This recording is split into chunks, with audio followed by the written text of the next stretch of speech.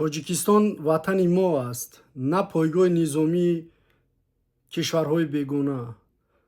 имрӯз кӯдаки 10-солаи мо дар Русия кушта шуд ва ҳукумати мо мутмаин ҳастем, ки ҳеҷ коре аз дасташ намеояд. ин аввалину охирин нест.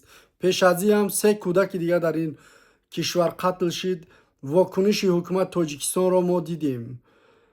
барои ҳамин имрӯз ма аз мардуми Тоҷикистон хоҳиш дорам, ки шумо тарс дорен, эҳтиёт мекунед, ки Раҳмонова ҳарфи бад назанен, зиндон мекунад, қатл мекунад. аммо биёем ба хотири хуни ин шаҳид мо бо нишони эътироз садо баланд кунем, ки нерӯҳои низомии Русия аз Тоҷикистон хориҷ шаванд ва мардуми Тоҷикистон ҳар чӣ зудтар ин кишвари золимро тарк кунанд ва ба ватани худ барбигарданд.